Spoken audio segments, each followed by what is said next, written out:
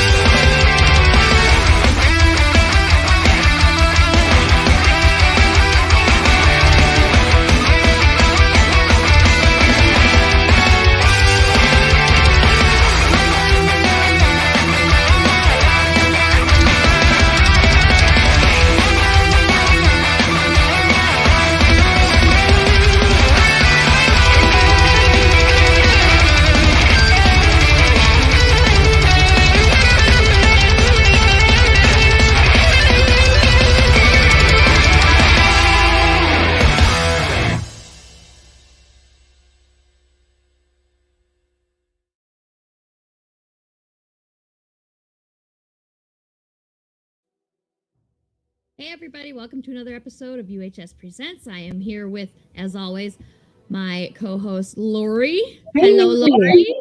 Wow, everybody is already jumping in here. Katie's here and Stein is here saying hey. And this freaking old ass cat that will not leave me alone is here. So he wants to talk about sex too, I guess. Yeah, I guess so. He's 16 now, so he's just on the cusp of being old enough for that, right? Yeah, no, totally. No, you're not supposed to have sex till you're 30, according to my parents. Anyway, we should address that today. Yes, we should. I am. Oh, Puma Pantaloons is here with questions. So good, excellent, perfect. That's what we wanted. So yes. Today we are talking with our very favorite sexpert, Casting Kolbashinsky. But first, Lori, UHS news. Anything fun? Let me think. I just got the words. The words are escaping me. The pre-launch link for Power Broker just went live. If you want to sign up for notifications for the Kickstarter, which launches next Tuesday, it's uhstudios.com/Kickstarter. I don't know if you want to put a thingy, but I will put a thingy. I just got to put down the cat. I got to uncat If you go to uhstudios.com/Kickstarter, you can sign up right now for the Power Broker pre-launch. It'll send you an email when it goes live. You'll want to do that because there's 2 early bird tiers this time that are only lasting for a little while. We have some original art that's going up, so you'll want to get that notification. You'll want to get signed up. What else? Supposedly Ian's books have been delivered, so I'm going to be dealing with those tomorrow. And Miss Medusa's Monsters Menagerie is at the printer, and they're getting that shit done. So we're moving along. This is great.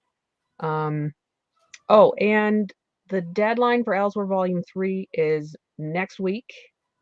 So get in there. Month, right? If you have, what was that? That was the end of the month, right? It's the end of November. Yeah. I can't believe that's already next week. I don't know what the. I know, I saw a meme the other day. I was like, I'm still processing 2019. I have to figure out the trauma from 2020, and now freaking 2021 is almost over. Where the hell is my life going? And then we were just talking, what was it, yesterday, that I was like, it seems like last semester for university for me, for both me talking about it to you and me experiencing it myself, it was like, it took 4 fucking ever. And then this semester, I'm like, boom, gone. Where did it go?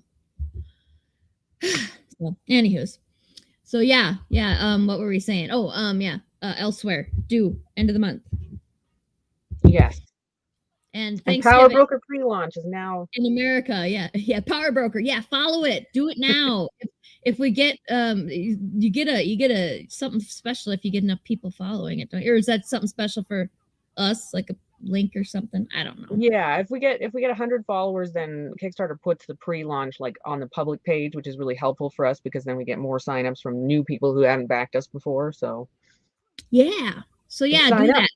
Help us out and get be one of the first to get notified. It'll be awesome. Yeah. So, are we ready? Are we ready to talk about sex? Everybody get ready with your typing fingers and get ready to ask some questions because here's Caston. Here's Caston. Also, Sarah, you got my name spot on. I can't tell you how many people mispronounce Kołaszyński, but it's completely our fault. One, it's a really long-ass Polish last name, and the CH in it is pronounced with an SH, so even more fun. Well, I remembered it from last time and I wrote it down, and I wrote it down because I'm like, oh, this way I won't fuck it up again. And now I've never forgotten it. Like that's how I've committed to memory somehow. Yeah. I probably threw away some important piece of information out of my brain in order to make room to be like Caston's last name is instead of a Fun fact, my initials are K and K, which if you throw an I in there, spells kink. Nice. You should change your name to a middle. You get another second middle name that has the Ingrid. Ingrid. Yes, Ingrid's the very first I name that we can think of. Ida. I don't know anymore. That's it. I got Ida. Ida is the name of one of my like old lady aunts that passed away back when I was still a kid. So it's definitely an aunt name. I think, Ida. Yes. Mm-hmm. So I mean, it was a cool name at some point. Oh yeah. Right. It'll come back again eventually. They always do. So hey, Paul's here. Paul Henson says hi, folks. Hi, Paul. And Katie says Caston's hair looks awesome. Thank you. I just got it done day before yesterday because in 2 days is my 40th birthday. So I want to happy. Oh my God, your birthday's on Thanksgiving? Every 7 years it's on Thanksgiving. This year it's the day before on Wednesday. Oh shit, that's right. Today's Monday, not Today's Tuesday. Monday. Yes. That's par for the course. It's okay. My life. J-Man's here, says hello, ladies. Hey. Hi, J-Man. Glass to see you here. Glass to see you here. Anyway.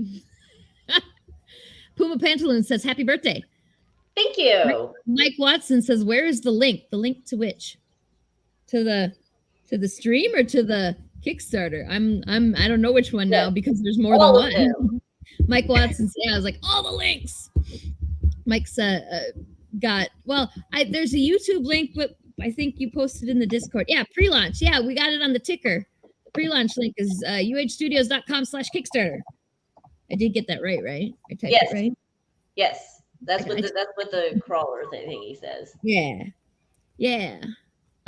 Alden Tolbert's here, says, hey, Caston, happy birthday. Thank you. Oh, that was like three links to, or 3 comments popped up, and it was just the Unlikely Hero Studios posting 3 times the Kickstarter. It's all good. So okay, let's get to it. Today we are talking about how religious and strict upbringings affect people's adult views on sex and things, like how it shapes our views and whatnot, and how it potentially messes up our views, which is the only thing I have to talk about because I had a religious upbringing. I was like, Catholic? Oh, Catholic.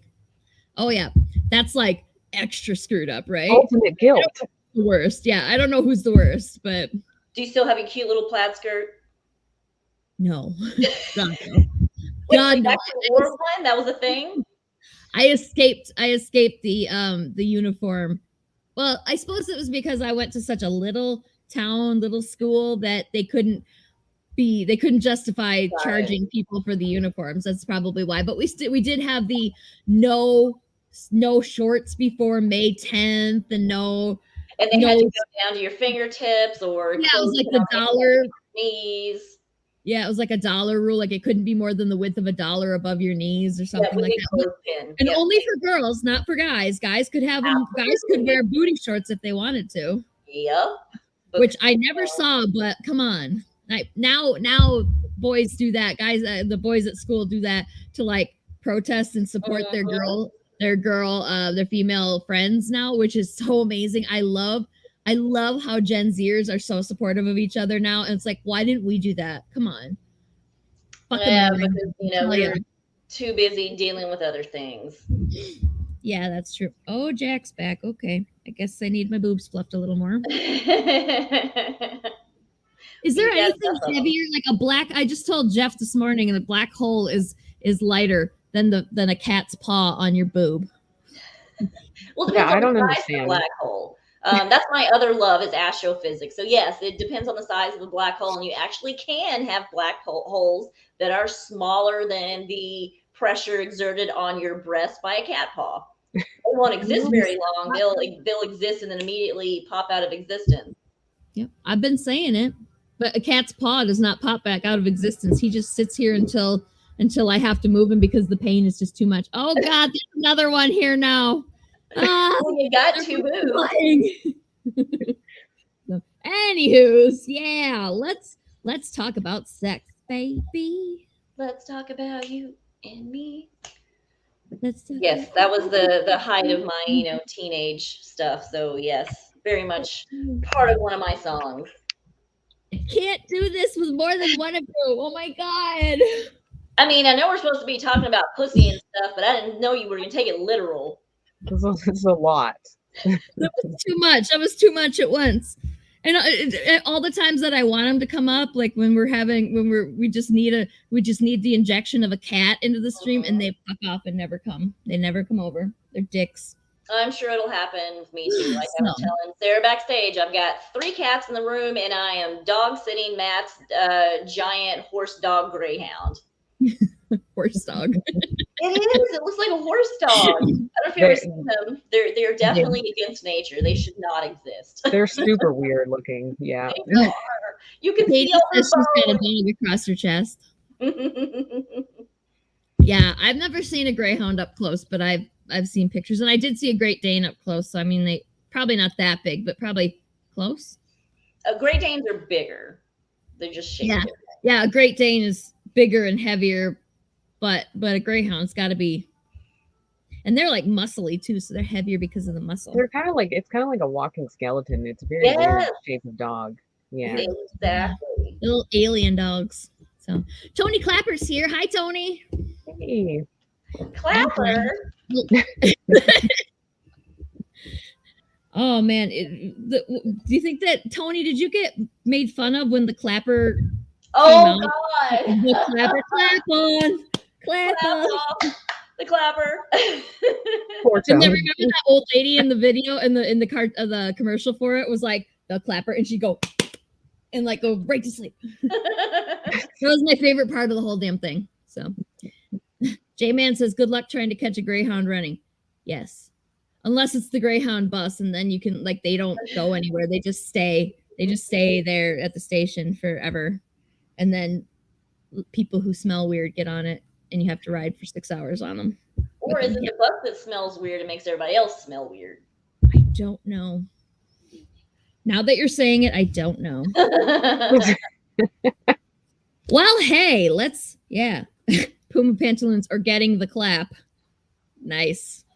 Yeah, that would be I suppose if your last name, yeah. I have a last name that's ripe for mocking, and I never really had any mockings based on my last name. I mean, anyway, color. Yeah, well, like my brother's nickname was Whitey, but he was the only one. Boy. Yeah, I don't know. So let's talk about sex now. Let's do the thing that we came here to do. Yeah, so my religious upbringing, I got to go to Catholic school. I had to go to church like 2 or 3 times a week, depending on if it was a holiday or not. Like, because all of our holidays are fucking religious holidays. Like, Thanksgiving is one of the few secular holidays, and can you even really call it secular when it was based on, white people from the Europe coming here to escape religious persecution? So, like, is it really a secular holiday at that? So, anywho's, yeah, mine consisted of like, one of the first things I remember is, first of all, it all being about women. It was all about the things women shouldn't do, women couldn't do, women were ruined if they did. And obviously number one was have sex before you're married. Yeah. And only the girls. Like, I never really thought about it until I was already like 20, but like, only ever the women. Like, the men never got told that. You want to know why?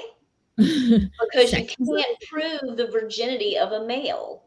Because some percentage of females can keep their hymen intact until they have sex. Most of us, like with me, I've broken on a bicycle. Like, it's something, especially with sports. And that was in my religious upbringing. Girls weren't allowed to do sports because of that, because you had to keep that hymen intact. So whoever you gave yourself to would know. You give them the gift of your virginity. And it's like, what the fuck are you giving me? But it's insane, and very few women have their entire hymen intact when they have sex.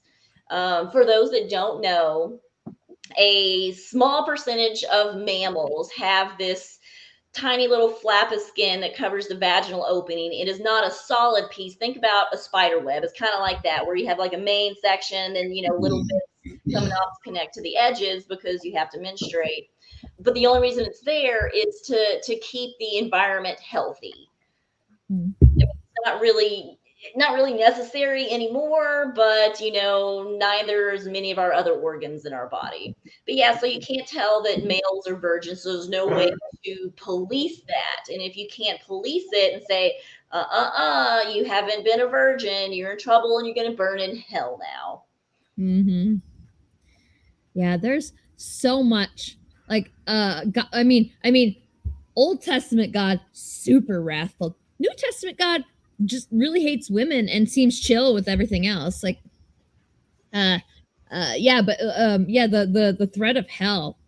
The threat of hell for sex or non-sex stuff is just always there. And as I'm kind of, at best, I would say agnostic, but leaning towards atheism here. Like, I've always been like, God, but I like, do I need the threat of burning in hell to do the right thing? And people who need that threat in order to be good are not good people. I am not religious, and I'm a really good fucking human being, and I know this. I don't need the threat of burning in hell to be that person. I don't need a reason. I'm not trying to get into heaven or stay out of hell. It's just, we only have one life to live, and I want to make it good and make sure I can live it to help others. Yep, exactly. Same with me. It's like, I don't need a threat of a bad thing happening to me in order to do what's right. I just know what's right to do. Like, it's just, ugh. And some of the worst people that I know are people who claim to be religious and God-fearing people. So, and they are some of the freakiest when it comes to sex stuff too. Like, the weirdest. I as long as you're not hurting anyone else and you're having fun doing it, I say do it. Like, as far as sex goes, but some of the most, there's the stuff that you look at or that you hear about and it raises your eyebrows and like, I didn't know people did that, and I don't really judge against it as long as you're not hurting anybody, but I'm always like a little, wow, that guy did that lady did that. It seems like it's always the guys, the white men, politicians, rich people, influential figures that you hear on the news doing something really weird about having to do with sex. Like, the very aptly named Anthony Weiner texting his dick pics and soliciting and all the other shit that he did. and he was always very I'm a good guy, and I good Christian man. So when he and the pastors too, the pastors are always big ones too when that stuff comes out about them. It's not that I have a problem with you doing it. What I have a problem with is you telling me that I can't.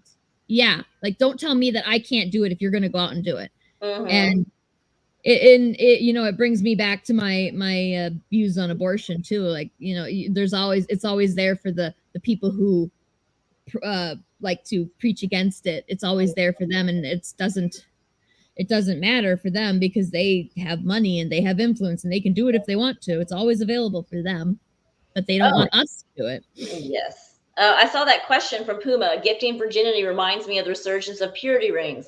I could do a whole show just on the effects of purity rings, but this is right in with the episode topic. And it's mostly females that wear the purity rings. Not that there aren't guys that don't. But mostly females. But wearing that purity ring and having that idea as a teenager that you're not going to have sex means that you're never prepared for it. And teens make rash decisions in the moment. And if you've made the decision beforehand that you're not going to have sex, that means you're not going to carry condoms with you. You're not going to pay attention for females like when you're fertile. You're not going to have the tools necessary to have this experience safely. And so in the religious community as a whole, yes, the sex rate is slightly lower, but for the minority of those who use the purity rings, if they have sex, they have a way higher likelihood of getting pregnant. And because they're religious, there's a lower likelihood of getting an abortion. So it's not a healthy thing at all for purity rings. And if you want to do that, then teach sex education and tell them all the tools. Like, hey, don't have sex, but in case you do, here's how you keep yourself and your partner safe. I would love it if they would teach, like, we encourage you not to because it's not that I think that you shouldn't or that I'm trying to control you. It's just that I having experienced it myself, having experienced being a teenager myself, I didn't know what the hell I was doing. And, when I was 25, I knew a lot more, but I would never try and force someone not to do anything. Like, if you're going to experiment with drugs, like, I encourage you not to because you'll fuck up your brains that are not fully developed. On what it is. Yes. Yeah, it's like, well, a teenager's brain's not fully developed. So it's like, I would encourage you to wait to do that until your brain is fully developed. But then, if you want to try some pot, go ahead. Like, it's not going to hurt you. Just be careful. Just be careful and make sure you're not hurting anybody. So same sex. Yeah, with the in the school system doing comprehensive age-appropriate sex education, I really think they should teach masturbation. And that would just blow the brains out of so many people here in Texas and many other states, because that is another thing that's no-no in religion is touching yourself in masturbation. You get all of these, you'll go blind, or you'll grow hair on your hand, on the palms of your hands, or later in life, you'll be impotent. But the reverse is actually true. Males should have at least 3 orgasms a week for prostate health. That does not mean your partner is responsible for that. Take care of that shit yourself. And for females, you can get vaginismus, which is basically means a fear of penetration. So when you have sex, the vaginal walls clench shut so tightly that you cannot have sex. And there could be milder versions of it where it clenches halfway and you have extremely painful sex. And it's just you've told your body for so long that you can't do this, that's a no-no spot, you can't enjoy this. So when you get in a situation where religion says it's okay, which is when you're married, your body has been in this state of sex is bad. How are you going to change that on your wedding night? How is that perception going to immediately go away and you have a healthy sex life with your partner? It's not going to happen.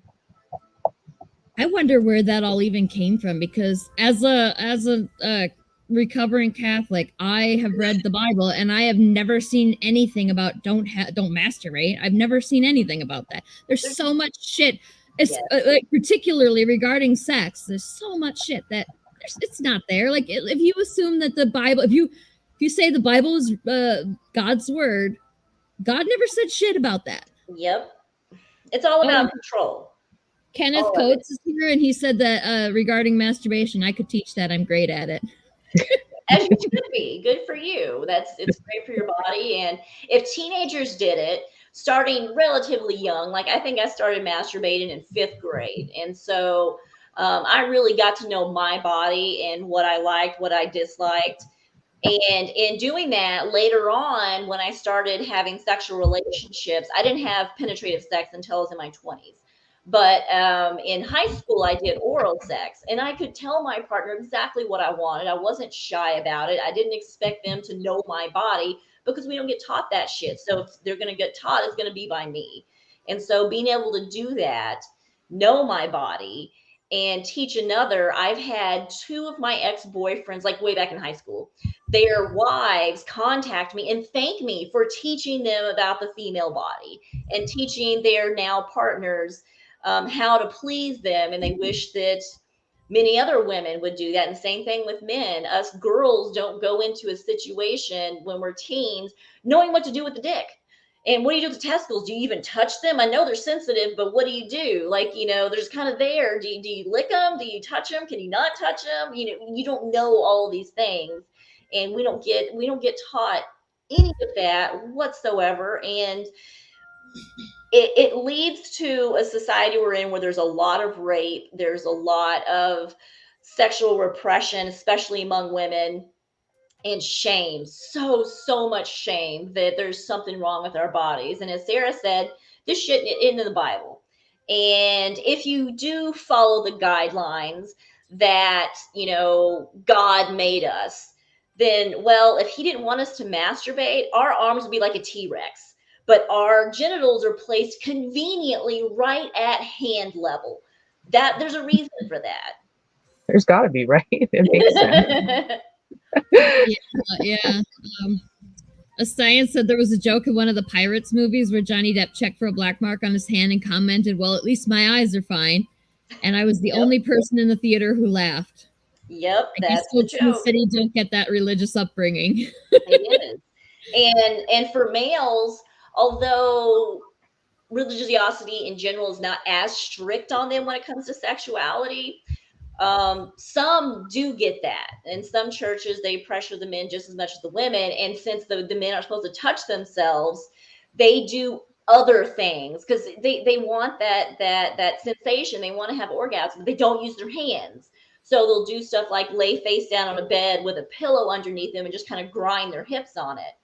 I mean, that works, but I have so many clients, most of my male clients that come to me, they've masturbated in such a way that a partner can never recreate that. And so it gives them sexual issues within their relationships where they can't come to completion with a partner because they had this very specific way for whatever reason of masturbating that cannot be reflected at all with another partner.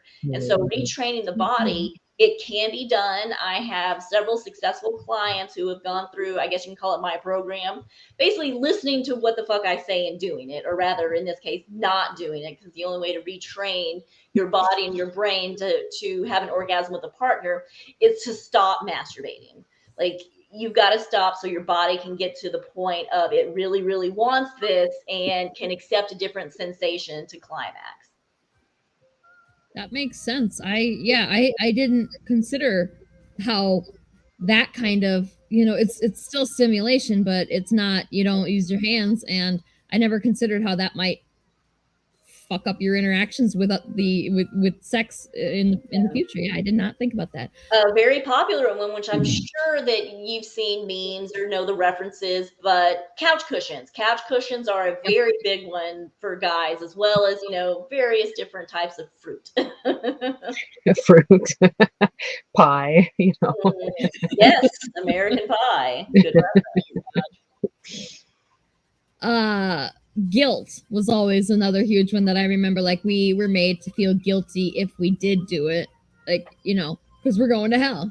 Mm-hmm. And so the guilt stuff, it made me wonder, because we also were made to go to confession multiple times a year.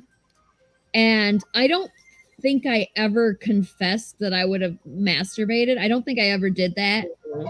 Ever Were you confessed or ever supposed to? masturbated? What? Are you Ever supposed to confessed or confess when ever you masturbate? masturbated? Oh, Yeah, sorry. I think, yeah. I think you're supposed to confess if you masturbate. Yeah, like I mean, aren't you supposed to like never ever masturbate even if you're married? Like you're not like according Yeah, to the Catholic, you're 'cause you never ever can't ever kill supposed your to seed. masturbate. You can't Yeah, waste the seed. yeah, Which that only according applies to to men. Like it shouldn't apply to women at all. But you can't waste yeah, it. 'Cause exactly. back in biblical times, they assumed a male only had so much seed. And so masturbating wasted it. Something I think the line is, and some of the listeners, one of the listeners might know, is the spilling your seed upon the ground. That it would be It's wasted better to spill your seed upon the belly of a whore. Yep. That's what the word. That's what part of the line is better to spill your seed on the belly of a whore than to upon the ground or something like that. Yeah, it's yeah. That's the line. I know that line. Surprise! I know that line. Yeah, it totally says that in the Bible. Yep, and yeah, it's obviously it makes sense because if they believe that, if they didn't know any better, that makes a little more sense. But still, Yeah. A Cyan got auto modded. What did you say? Yeah, what did you say? You're gonna have Holy to. shit. You might have to We use have some weird language. Yeah, we have very, very light auto modding on there, and that was for Maddox that I don't think anybody ever went and turned off. So it's probably that. Oh shit. Oh, he asked if seed is how we got plow. Yep, probably. Yeah. Yep. Yeah, oh yeah. When we finally figured out, sex made babies and whatnot. Yeah. That's yeah, sex is very much a part of my upbringing. Sex was only for procreation, and if you masturbated you were bad because you pleasured yourself, and you're not supposed to experience like Catholics. People make in the 90s when I was forming as a human, as an adult automaton, I heard all about the Jewish guilt, and I was like, does Jewish guilt really have anything on Catholic guilt? Because I don't know any Jewish people, so I'm like, is it really worse than Catholic guilt? Because holy shit, you are going to hell for everything as a Catholic. And same thing. I grew up Pentecostal, and that is very, very strict. And you can pick out Pentecostal women. I mean, not all Pentecostal like this, but the old school ones. The women can't cut their hair. You don't wear makeup. Your skirts have to go to your ankles. Boys always have to be clean cut and have their shirt tucked in. It is very much a control religion, and especially on women. You're not even allowed to swim in the same body of water as a male, which means that a woman can never go to the beach. They can never go to the lake. The only way they can swim if it's in their own pool with their other female friends. And you have to wear a dress on top of your bathing suit. So yeah, they want you to drown and die. They would rather have you drowned from whatever you're wearing be so heavy that it pulls you underwater than to show your skin. That's awesome. Cool. I am trying to not be disparaging of religion, but like how can you not be disparaging of religion with this backwards ass shit? They're making it difficult for me. I mean, it's like I get that some of this stuff had an actual basis in what they thought was the way the world actually worked, and now we know better. Now we know better. So why aren't we repeating this shit? Like, to go back to the base of it, do you know where the theory of religion came from? It's so interesting. I assumed that it was humans' way of explaining the things they didn't understand, but I guess I don't know that that isn't it. It's called split brain theory. It's only been in, maybe the last 1,500 years that the two halves of our brain were connected with the corpus callosum. Before that, they were two separate halves, and they would do their jobs independently of each other. So if one side of your brain talked to you, you thought it was a voice from outside. Like you did not know it was you talking to yourself. And so that was the idea of, God telling you what to do.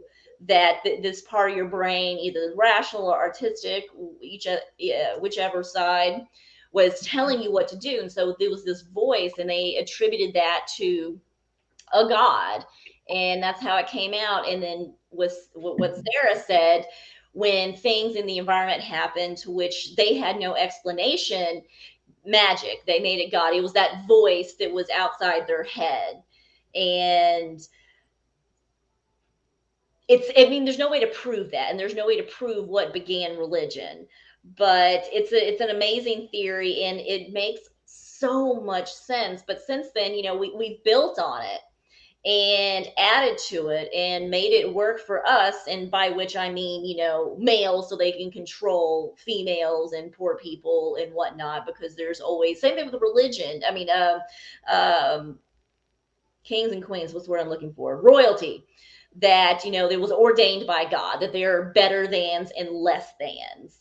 Mm-hmm. And it's just a whole thing of control. There is no equality when it comes to religion.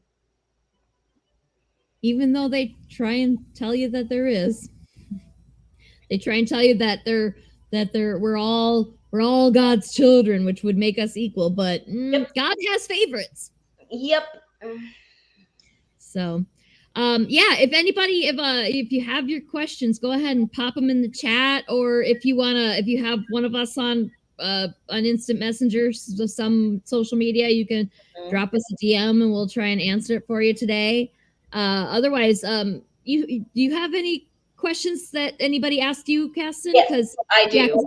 I had someone bring up to me yesterday about the effects of all of the guilt and repression on healthy relationships later in life. And it touched upon it just a little bit earlier, where having all of that guilt around sex, of it's a big no-no, and don't touch anybody else, you don't learn how to be physically vulnerable with someone else. That it's difficult for you to be touched by someone, even if it's in the context that is okay in religion, which is you're married to a person of the opposite sex, that you feel uncomfortable. And because this is a thing you've protected for so long, and to give it to somebody, because you've never had any experience with anybody touching you. In some religions, you can't even hold hands as teenagers with a partner. You're just not even allowed to touch.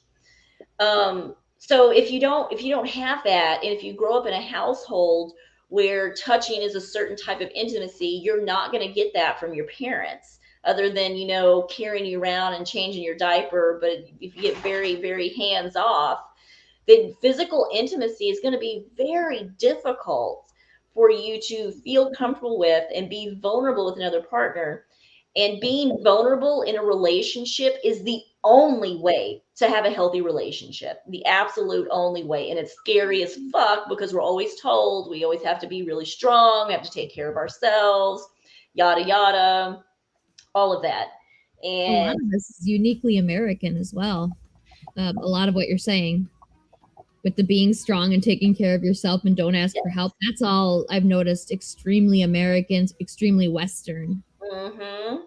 It is, because even though it says in the Bible about taking care of your neighbors and stuff like that, and giving people the shirt off your back, that's not reality. That's not the part of the Bible they pay attention to.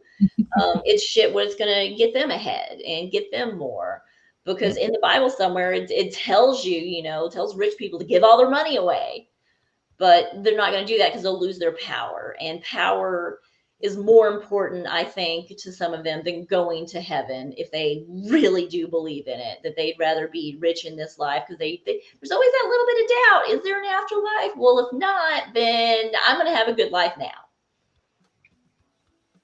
Yeah, I guess if it's something that, we can't prove that you have an afterlife. So, so it's only what you believe, but whatever.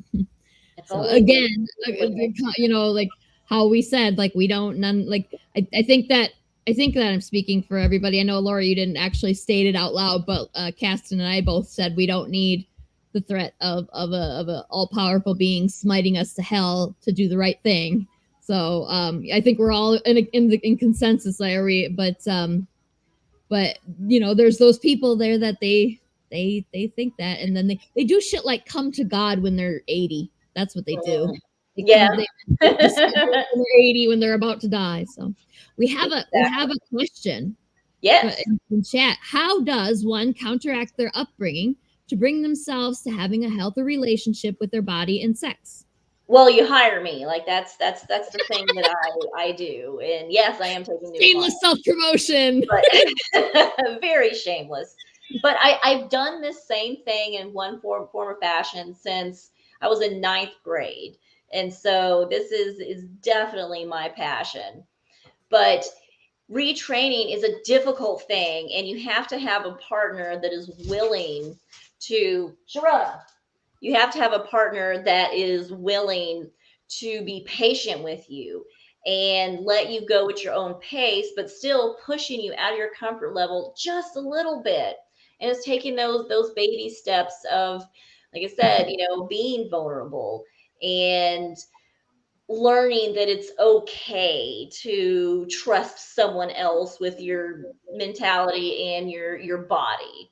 It's not, oh my God. I'm babysitting Matt's dog and she's over here whining. Oh. But read the question again. She put it on my brain, and there was a second part to that I wanted to get to. How does one counteract their upbringing to bring themselves to having a healthy relationship with their body and sex? Okay, the other part of that was counteracting your upbringing. First, you have to get it in your idea that upbringing was wrong. If you believe that it was right and you're just a bad person, so you're doing it wrong and you want these things and you shouldn't, it's not going to work. But if you realize that, no, that was wrong, it was abusive, and that's exactly what it is. It's abusive. And you don't hold it against your parents. They were probably raised like that too. But you have to know, hey, this isn't right. I need to do better. I want a happier, healthier life in general, and accept the fact that parents aren't perfect and they make bad decisions that will affect you the rest of your life. And for those parents out there, do your best. If you give a shit, that's most of the battle right there. And therapy is very important for understanding why the upbringing you had affects who you are as a person. Because you can take any individual, you clone them and put them in 5 different families that are all very different, and you will have 5 completely different people, because nature and nurture, the 2 big things. And they're starting to think now that nurture plays a larger role than we thought it did, because even your problem solving abilities, what you do in a crisis, how you handle yourself in various situations, whether you're an introvert or an extrovert, all of those things can come from how you were raised. And there's no perfect solution. There's no one solution to the right way to raise someone. Just basic guidelines of trust and love and comfort. And if you get religion out of the way, then it could be so much better for everybody. I'm not saying don't be religious. If you want to believe, feel free to believe, but putting all of these trappings of control in it are gonna fuck you up, fuck your children up, and overall society. So it fucks with all of us. Like here in Texas, where I don't have control over my body anymore. Right. Well, I think where a lot of it stems from is guilt. Like we were saying, guilt basically programs you. Like if you have a lab rat in a maze and you electrocute it every time it goes for the cheese, it's going to stop going for the cheese, and it's going to be programmed. Even if you stop electrocuting it, it's going to be programmed to not go for that cheese. Like it takes a reprogramming to get rid of guilt. And you can have religion without guilt. Like that is a thing. Well, we are hardwired as the type of mammals we are to be communal. And guilt is used to make sure that everybody stays in line. Yes, there needs to be some level of guilt. Like if you fuck over somebody in your community, yes, you should feel guilty about that. But we take it to such extremes that when we do stupid little things that the religion says you can't do and you're going to go to hell for, you're going to be punished, or God's not going to love you, then you take that mindset into adulthood, And the little things you'll never be able to get over. And this overwhelming guilt will control every decision that you make in your life, because you're trying to avoid that feeling of being guilty, or that God doesn't love you, or your parents or community don't love you because you did something wrong. But it's guilt is such a strong motivator. Guilt and shame are the two biggest motivators in humans. And to no human wants to be alone. We need each other in order to survive. And that's not modern. That's, all the way back from, cavemen and before, that you need a community to survive. And so having those traits of shame and guilt ensure that you survive. And so the guilt and shame are part of our survival mechanisms to make sure that we stay part of the in crowd and can get taken care of. And the shame over doing something wrong is the brain's way of preventing you from doing that in the future, so you don't get kicked out. But we've turned it up to 11, and like Lori said, they're so hard to reprogram, but you can. It takes time. It's not going to be overnight, and for some people it'll take years. Like, I'm sure most people have read the stories of females that were kept in captivity for years.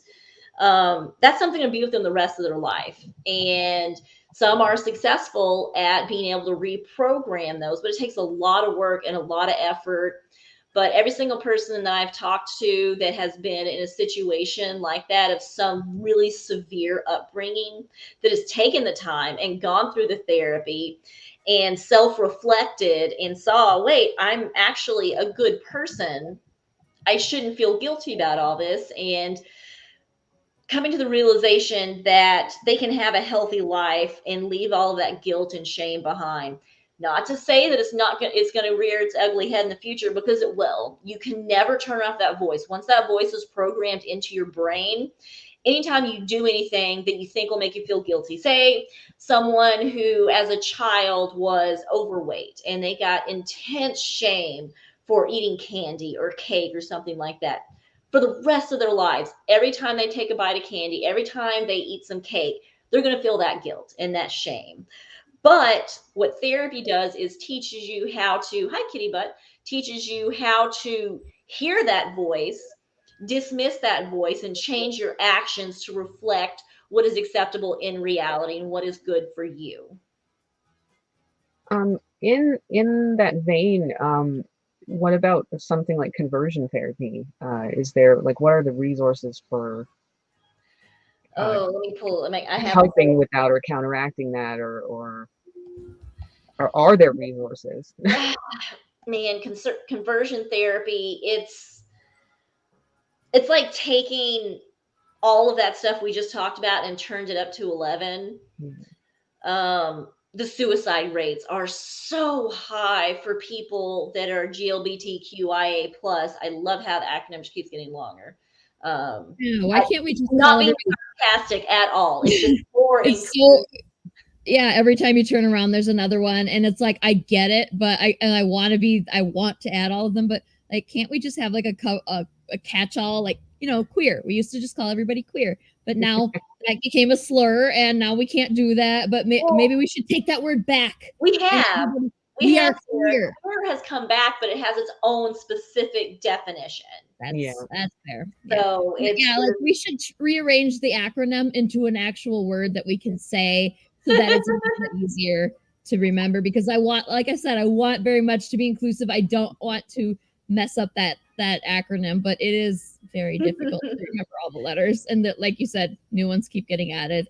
All the time. But with going back to conversion therapy, it doesn't work. And there's actually some churches now that have come out and says, okay, this doesn't work, it's abusive, and we're going to stop it.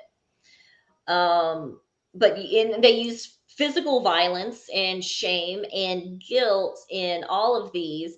And it just teaches the person, who can't change their sexuality, by the way. There's nothing they can do to change that. And tells them that they are broken. They can never be fixed, because they know deep down in their heart that they love someone of the same sex. So they will always feel broken. They will always feel not good enough. They will always feel, and the biggest one, unloved. And that is what we all want, is to be loved. And if our family, the people we've spent our entire lives with, don't love us because of who we are, then why should we love ourselves? And you take that to the next step of, why should I even exist? And then you have these suicide rates that are astronomical for this. And you see, most of the time it's males that go through conversion therapy. Yes, females do too, but you hear the stories of males so much more. It's just, if they have a female best friend who also happens to be gay, then they can work out and marry each other and make their society around them happy that they are doing the thing and that conversion therapy worked. But there has not been one proven case of conversion therapy doing anything to actually fix what they consider the problem of being gay. um it's child abuse. That's all it is child abuse. And it's not therapy. It's not, going to a religious camp, which, oh my God, stories from there. First gay sexual experience for me was at a religious camp. Love it. Oh, pretty much the only camps I went to, so it was gonna work. But I it doesn't work. It's horrible. I hate I them. They had should be outlawed. a thought about oh shit, where'd it go? My brain's it's I hate gone. when that happens. It's gone. I was going to point out that I can't believe conversion therapy is legal. So it's been illegal in Canada for a long time. And yeah, like it sounds like it's like I read about it and it's just like, is this a Stephen King novel? Like, what is this shit? Like, I don't understand that it's real. I can't believe it's legal. Like, I don't. And there's some that go insane. Like, they will sit the boys down naked and make them watch gay porn. And any of them that get an erection will get whipped or flogged or something along those lines, because they have this idea of the Pavlovian response, and they think that works on your brain like that, but it does not. They think if you associate attractiveness to other people of the same sex with pain, that you will stop. No, you won't. Thank That's you. just like trying to Maybe. get someone to stop breathing. It's not going to work. I you said that the suicide rate amongst young men who are forced to go to conversion therapy versus women, it kind of makes me think that maybe it's another one of those examples of the patriarchy hurting everybody and not just women. Like, we always say smash the patriarchy because it's horrible to women, but it's horrible to men too, because a woman who is gay or bisexual is much more acceptable because of religion, because of porn, because of the fact that she doesn't need to be aroused in order to have penetrative sex with a man. It's just more acceptable. It's just something you can get away with better.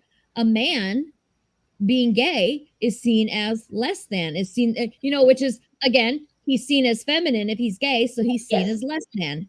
And because again, it's patriarchy is based on men being superior to women, but if a man is perceived to be feminine, then he's perceived to be weak and therefore not really a man. And if you are gay, you are seen as, oh, you're weird, you're something different, so you're not a man, you're not a real man, you're a feminine, you're other. And that's, I think that, I feel like that, and obviously this is 100% just my thoughts on the situation, but I feel like that has a lot to do with why young gay men and young trans men, for that matter, trans everybody, really, I guess, for trans people that is a whole different ball of wax, but young gay men, I have to think that a lot of it has to do with that. And the patriarchy, again, patriarchy doesn't just hurt us ladies, it hurts everybody. And that's why in conversion therapy for males, they are twice as likely to commit suicide. And GLBTQIA plus category of people have a higher likelihood of suicide than any other group. But this one of conversion therapy is twice as high. It's insane. Reminder on what that means. It is. Double. Take everybody that you know that's ever done that to themselves and multiply it by 2, and that's how many people that are in that community that do that. That's just crazy. It's crazy. Double. Ugh. And of that, I pulled up some of the numbers here that of all the adults that are GLBTQI and have been religious in some way, or their family does not accept them being gay and wants them to change for any other reason, 7%. 7% of those individuals have had to go through conversion therapy. That is a lot. That is 7 out of every 100 people. And the abuses that go in that are intense. So higher suicide rates, lower quality of life. When you are worried about the people that you love, that you're attracted to is wrong, how are you going to concentrate on a career, on your future, on school, on healthy relationships? How are they supposed to do that if the basis of who they love is wrong? How can they get anything else right? Absolutely.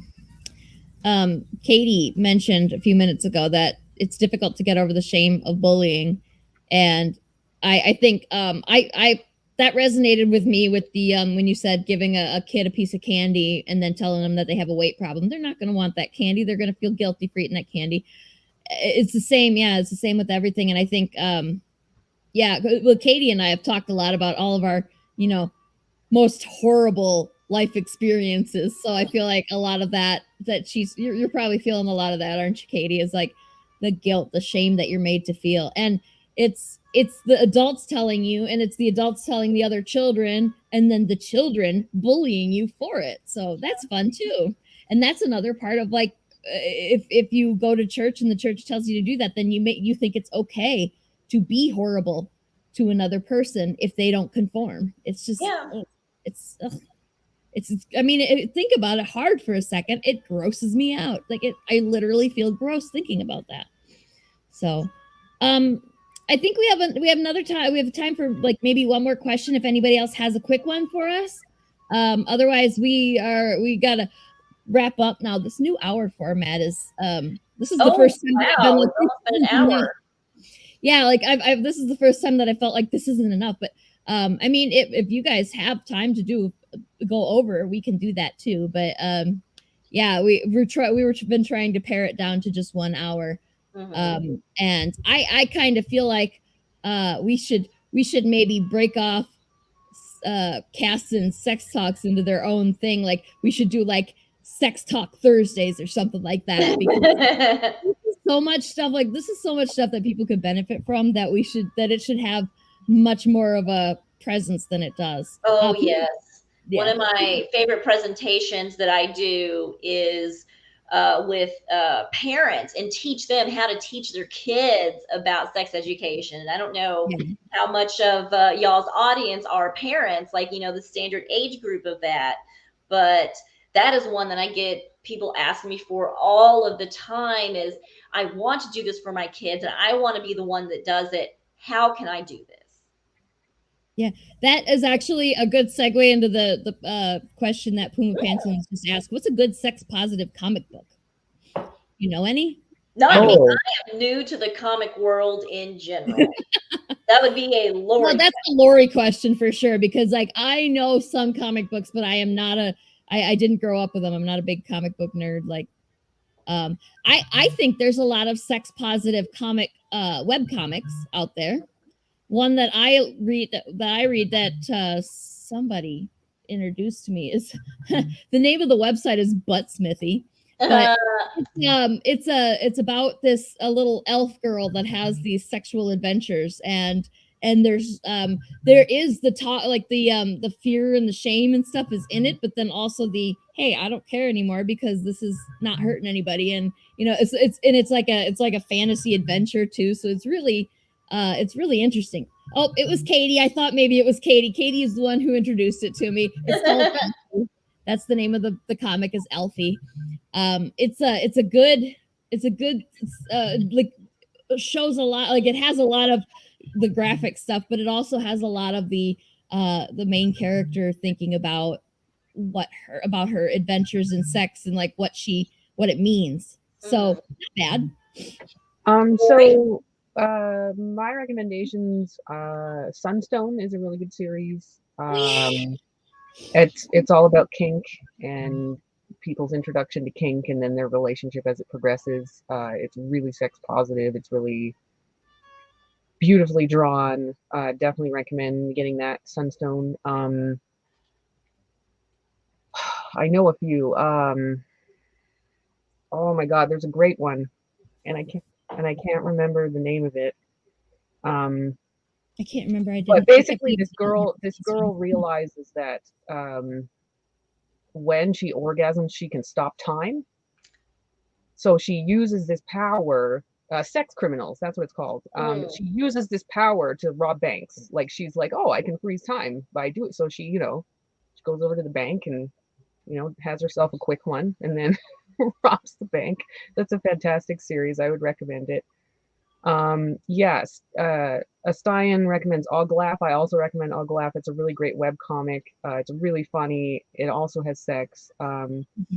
Another one I recommend that is in print and it's a web comic that's ongoing now is I Roved Out, In Search of Truth and Love. It's a fantasy, unbelievable sex scenes, unbelievable storyline as well, by Alexis Flower. I love that series a lot because it covers a lot of body types. You don't just see like the one hourglass figure lady. There's the main character is an elf named Cinder, and she's kind of got a little belly and but she's like stunning, and like not everyone is depicted as being anorexic. It's great. I recommend that one. I bet you they are part of the kink community, because the kink community, which I am a part of, has the most positive body positivity of any group of people I have ever seen. And you will never go anywhere else in a quote unquote public space and see large women wearing sexy clothes that show off their body and walking around with pride. And I absolutely love that. And that's one of the reasons that I was, pun intended, attracted to the kink community, was because it got away of all of the Barbie doll and the magazine and the TV aesthetics on what a woman is supposed to be, which is tall, thin, and blonde. And I am none of those things. I mean, I'm not fat, but I'm not, the thin either. But it's amazing. A thin is my favorite way of Yeah. calling a skinny person is the thin. The thin. That's my new favorite. I just said you had another one. I had I remember Starfighter is also, it's a gay comic, and it's a lot of kind of not, I wouldn't say incidental sex, but that's like, it's not necessarily the main story. The main story is no, the main story is relationship between two young men that are starfighters, hence the name, and they are, I guess the incidental part is the invasion that's happening with the aliens. But yeah, lots of sex in it, and it's like they're trying to get into a little bit of a dom sub thing too, I think, and I hope they're still doing it. I haven't checked it in a while, so I'm gonna do that. Google and several other places I was looking around, they highly recommend Smut Peddler. It's a wildly popular sex positive anthology series from Iron Circus Comics, and they have a ton of really good artists that are pretty high quality, big names and stuff like that. But that on many different websites, it linked to Smut Peddler. Nice. So, did you have another one, Lori? I think I might have interrupted you. No, I can't think of another one offhand. Seriously though, like if you wanna dabble in something that's sex positive but not outright porn, Sunstone that would be my number one. And there's so much pretty art of like people being tied up and stuff. I love it. It's really cool. Like original Wonder Woman. We can post some links to it on our social media, right? We can link to sex positive comics. I mean, that shouldn't get us flagged by Facebook, I hope. No, it's so weird about that, what they do and don't. So what you do, Sarah, is when you get the YouTube link for this, you can repost it and in the comments section have sex positive comments and have other comics and have other people comment with ones that they've read. And so that does the whole thing of tying this conversation back into comic books. Yeah, and we're also going, and then we'll also maybe get some good recommendations because we need more sex positive comics in our lives. All of us. So, yeah, and if we think of more in the next couple of hours, we can certainly add them to the list. And yeah, so yeah, everybody start thinking about what sex positive comics you might know out there. And I think we better wrap it up, huh? Yeah, they're gonna be proud of you. Yeah. So next week we are doing another free comic book day, right? Yeah, we're gonna give away something. I forget. I think hot brass. And then Moana's gonna come on as well, and she's gonna give away a book. Moana's actually currently a new children's book out. She's got the new children's book out, right? Yeah, she's currently running a Kickstarter for, I don't want to get the name wrong. The Adventures of Nakoa and Nohea on Kickstarter. We're going to talk all about that next week. Yeah, I think she's MoanaMcAdamsAuthor.com if you want to check that out now. And then tune in next week and we'll definitely talk all about it with her. So that'll be a lot of fun because I haven't backed it yet just because I'm lazy and I just was I gotta log in and it's so much work to log in. So, I just haven't yet. I haven't yet. It's a really incredible children's book. It talks about Hawaiian culture and history, and she is doing it in English and Hawaiian. It's bilingual, so people can learn about the Hawaiian language, which some people aren't even aware is a thing. I had no idea. I'm sure that they had, some language before we came in and, co-opted their island. Yeah, for but sure. I did not know it wasn't a dead language. Yep. And so, see, this is why this is important. Exactly. Learn. We also, next week is also kind of a double feature, UHS Presents, because we're doing Free Comic Book Day on Monday with Moana. And then on Tuesday, we have Power Broker launch. We're launching the Kickstarter for Power Broker. It'll be our last Kickstarter for a little bit. The last one for the year. It's going to be a short one again. The first issue of Power Broker is already done. It's ready. We're just going to throw it at the printer. So this is basically a pre-order. So throw your money at us. Get the comic. We're going to be offering a couple of different covers, some original art, couple pieces of cool merch. We're going to do a patch and a shirt and holofoils, the usual stuff. And yeah, this time this is the first time I'm going to be doing this. It's an early bird tier, basically, where you can get all 3 covers for a lower price than you would be able to get them normally. Oh, sweet. And yeah, you can, there's a link right there where you can sign up for the pre-launch for the Power Broker Kickstarter. And you'll get a notification as soon as the Kickstarter goes live. Yeah, so definitely make time for us. The next Monday's episode is the same time as always, is 8:00 Eastern, but then the Power Broker one is our Kickstarter Tuesday time, which is it's 4 p.m. right? 5 Eastern.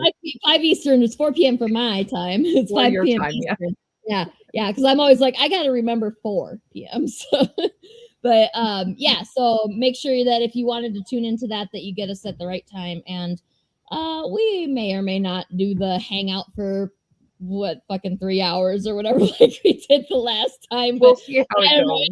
It's always different. We never make any plans for that stuff, so it'll be all right. And is that it? I think that's it for now, right? And let us know in the comments if you want to do a cast and sex talk Thursdays or something like that. We could make this a monthly thing, because there's so much to talk about sex. There is. Oh my God. And that's what we need is more sex education. Yes. Puma said, thank you, everyone. And we thank you for coming. And we thank Caston for coming. Thank you, everybody who came and watched. Thank you, Caston, for coming. Thank you, Lori. Thank you, everybody. Thank you to the fucking cats that put their buttholes in my camera. Thank you. So, yeah, everybody have a wonderful evening. We'll see you next week and stay safe there. Bye.